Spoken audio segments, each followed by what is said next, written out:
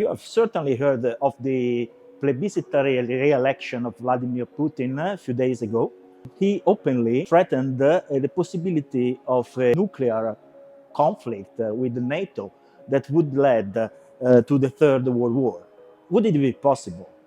I am Andrea Colli. I'm a professor of geopolitics at Bocconi University, and I would talk about NATO and the European defense today. The real question is, will be Europe ready to defend itself from a threat to its own security?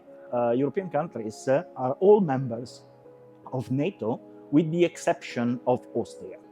NATO, or the North Atlantic Treaty Organization, beginning of April will celebrate its 75th anniversary or birthday. It's quite a long life behind it. NATO was born actually in 1949 as a mutual defensive pact in the period of the Cold War, when the threat of a Soviet aggression, particularly in Europe, was real.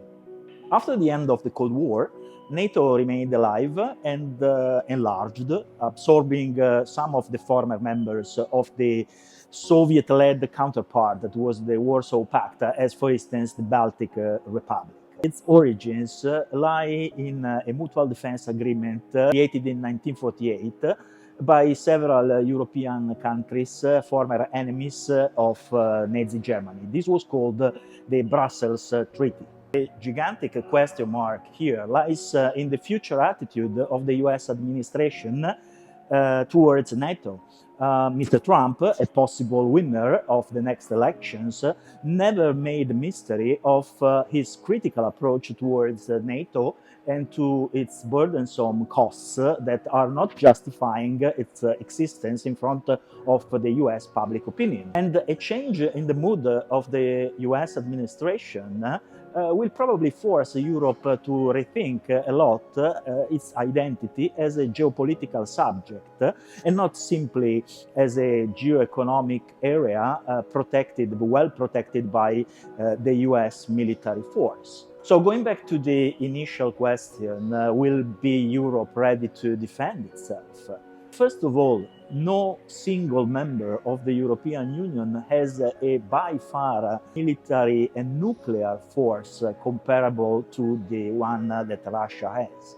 And even in the case of a conventional military conflict, Europe has been, luckily and thanks to the European Union, a peaceful environment since the end of the Second World War. So it will be really problematic to oppose itself very soon to a possible Russian threat. The chief of NATO, Stoltenberg, stressed the fact that Europe does not need a military force. We, means the NATO, are already here.